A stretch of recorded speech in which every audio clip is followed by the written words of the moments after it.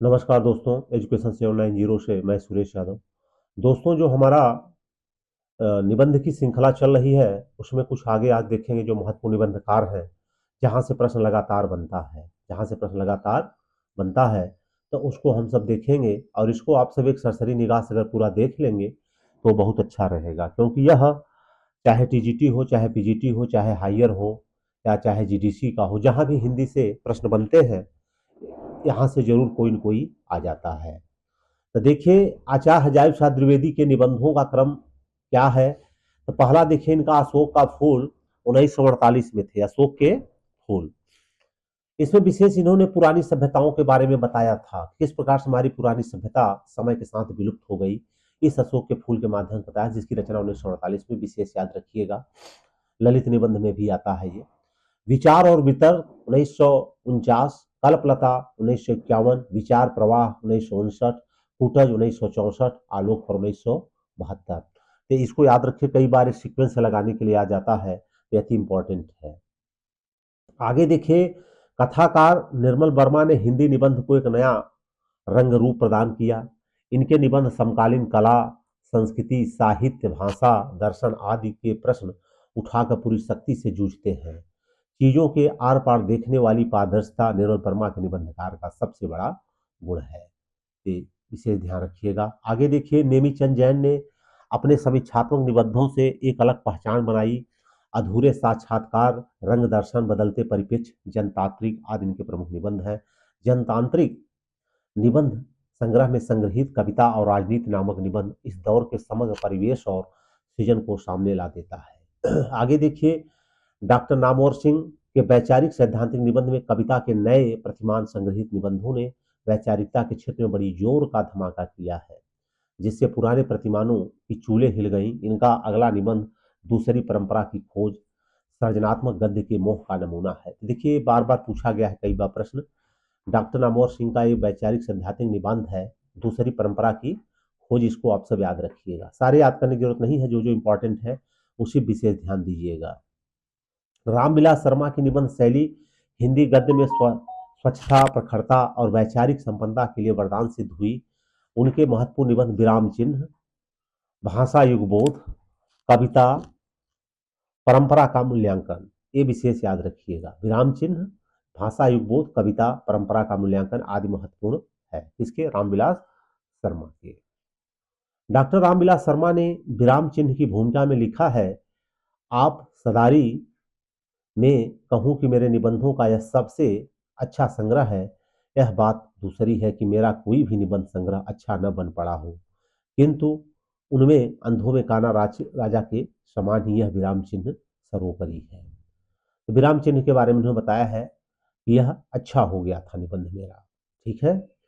नए निबंधकारों में रमेश चंद्र शाह का नाम महत्वपूर्ण है। इनके महत्वपूर्ण निबंध समानांतर, वागर्थ, शैतान के बहाने आदि हैं। शैतान के बहाने निबंध संग्रह गद्य की ताजगी से भाषा और कथ्य की पुरानी उदासी को तोड़कर नई शैली लाता है। इसमें देखिए, नई नई शैली का प्रवेश किया है किसमें? शैतान के बहाने में। किसकी रचना? रमेश चंद्र शाह का। ठीक है, तो विशेष आप सब याद रखिएगा। आगे का पहला निबंध संग्रह त्रिशंकु कब आया था? 1945 में, इसको याद कर लीजिएगा। तथा सबरंग 1946 में, अंग्रेजी के निबंध हैं। इन्होंने इन निबंधों को कुट्टी चातन उपनाम से लिखा है, ये भी याद रखिएगा, कुट्टी चातन उपनाम से। विद्यानिवास मिश्र के निबंधों में गांव बराबर सक्रिय दिखाई देता है। उनके निबंध संग्रह जैसे चली फगुनाहट बौरेया, ये देखिएगा पूरा बिल्कुल गांव का इसमें दृश्य है। चली फगुनाहट बौरे आम में, रामचरित रामचरित मानस में शांति भक्ति का संगम और राष्ट्रीय आकांक्षा और कवि निराला नामक आलोचनात्मक लेख लिखे। इस पर विशेष याद रखिएगा। आगे के निबंधों में उनकी अनुभूति का वैचारिक विश्लेषण मिलता है। उनके नवीनतम निबंध संग्रह निम्न है, जैसे आलवाल 1971 में आया था, भवंती 1972 में, लिख कागद कोरे 1972 में। आगे देखिए, अति महत्वपूर्ण, इसके सारे इनके राम बेनीपुरी जी के निबंध याद कर लेना। गेहूं और गुलाब, यह रचना 1950। गेहूं देखिए यहाँ भूख का प्रतीक है और गुलाब कला और संस्कृति का, ये विशेष याद रखिएगा। गेहूं और गुलाब किसका निबंध है? रामवृक्ष बेनीपुरी। दिनकर ने कन्हैयालाल मिश्र प्रभाकर को शैलियों का शैलीकार कहा है।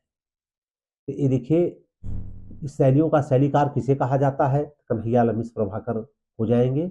और किसने कहा है? तो दिनकर जी हो जाएंगे। तो प्रश्न दो दो बन सकते हैं यहां से, तो इसको याद रखिएगा।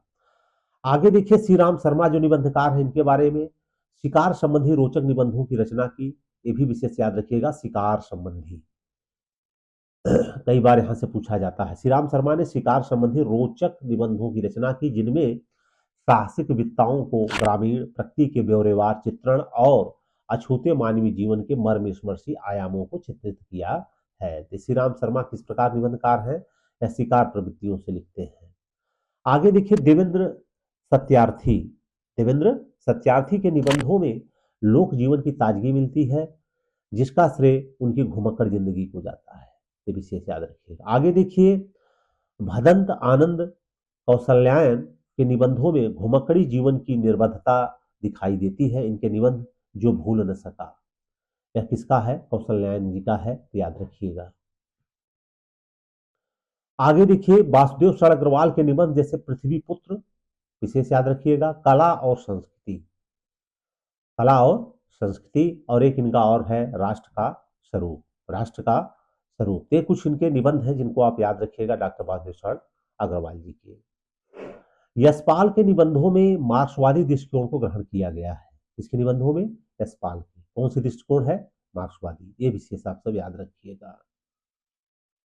आगे देखिए, प्रभाकर माचवे का निबंध खरगोश के सींग, देखिए विशेष महत्वपूर्ण है। खरगोश के सींग में व्यंग के जगह पर विनोद अधिक है, ये विशेष ध्यान रखिएगा। विद्यानिवास मिश्र की तरह कुबेरनाथ राय भी हजारी प्रसाद द्विवेदी संस्थान के निबंधकार हैं।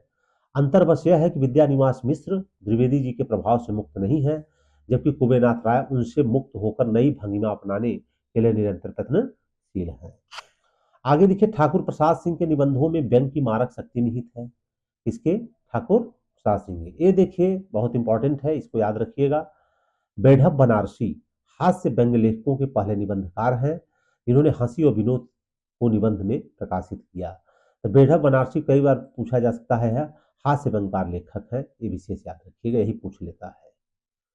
आगे देखिए, श्री नारायण चतुर्वेदी ने विनोद शर्मा के नाम से राजनीतिक व्यवस्था पर आक्रोश प्रकट करते हुए अद्भुत व्यंग निबंधों की रचना किया है, जिनमें राजभवन की सिगरेट दानी प्रसिद्ध है।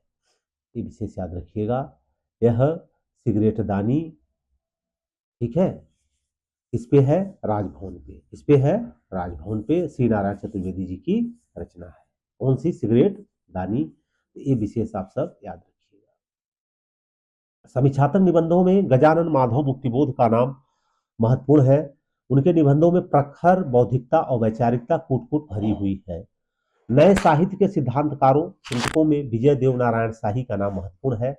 नई कविता, नई कविता 1960 संयुक्तांक 5-6 में उनका प्रकाशित प्रथम निबंध लघु मानव के बहाने हिंदी कविता पर एक बहस, ये विशेष याद रखिएगा। यहाँ लू मानव हो गया, यहाँ लघु हो जाएगा। लघु मानव के बहाने हिंदी कविता पर एक बहस, ठीक है, ये विजय देव नारायण शाही जी का है।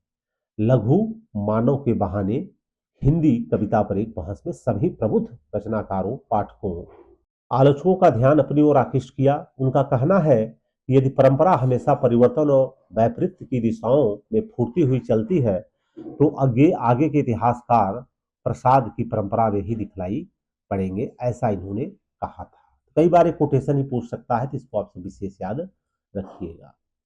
विजय देव नारायण शाही का दूसरा निबंध शमशेर की काव्य अनुभूति की बनावट अधिक चर्चा के केंद्र में रहा। आगे देखिए, आचार्य हजारी प्रसाद द्विवेदी के शिष्य रामदरस मिश्र जी के निबंध निम्न है, जैसे कितने बजे हैं 1982 में आया है रचना, बबूल और कैक्टस 1988 में, घर परिवार 2003 में।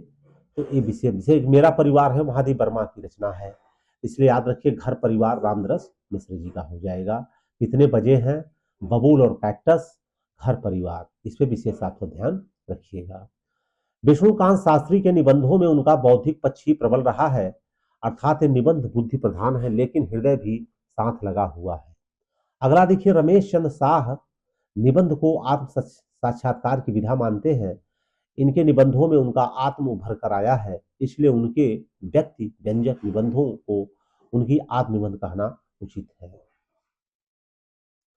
आगे देखिए, कुबेरनाथ राय के मरणोपरांत प्रकाशित निबंध कौन कौन से हैं। ये देखिए, रामायण महातीर्थम है, मतलब कुबेरनाथ जी के मृत्यु के बाद रामायण महातीर्थम प्रकाशित हुआ। ये विशेष याद रखिए, कई बार पूछ सकता है, कुछ जो स्पेशल प्रश्न बनते हैं उन्हीं को पूछते हैं एग्जाम में। तो रामायण महातीर्थम कुबेरनाथ राय के मरणोपरांत प्रकाशित हुआ था। बाकी इनके कुछ निबंध हैं जो बहुत महत्वपूर्ण है, इनको देख लीजिए, सारे हाईलाइटेड हैं। जैसे प्रिया नीलकंठी 1962 में, रस आखेटक 1970 में, गंधमादन 1972 में, निषाद बांसुरी 1974 में, पर्ण मुकुट 1978 में, महाकवि की तर्जनी 1979 में। देखिए, इसकी समीक्षा भी की गई है और जिसमें एक श्रापित कहानी बताई गई है, जो सारस और क्रौंच और कौंडसी है, उस पे कहानी है किसकी, महाकवि तर्जनी की। इसको विशेष भी आप सब पूरी बुक पढ़ लेना। महाकवि की तर्जनी ये 1979 में आई थी। कामधेनु 1980 में, मन पवन की नौका 1982 में, किरात नदी में चंद्रमधु 1983 में, दृष्टि अभिसार 1984 में, त्रेता का बिहत्त मास 1986 में, मराल 1993 में, उत्तर पूर्व 1994 में, वाणी का क्षीर सागर 1998 में, अंधकार में अग्निशिखा 1998 में, आगम की नाव 2005 में। हरिशंकर परसाई के समकालीन निबंध निम्न है, जैसे तुलसीदास चंदन घिसै, ये व्यंगकार में आते हैं हरिशंकर परसाई, इसलिए देखिए यहाँ पे है तुलसीदास चंदन घिसै 1986 में प्रकाशित हुई थी, याद रखिएगा। और प्रेमचंद के फटे जूते 2003 में प्रकाशित हुआ था। ये दोनों विशेष आपसे याद रखिएगा। हरिशंकर परसाई किस प्रकार के हैं, ये व्यंगकार है, किस प्रकार के हैं, ये व्यंगकार है। तो दोस्तों, आज के लिए बस इतना ही। यह वीडियो बहुत इंपॉर्टेंट है, इसको आप सब पूरा सुनिए और लिखिए जहां जरूरत पड़े, और तभी आपके एग्जाम क्लियर होंगे। आज के लिए बस इतना ही।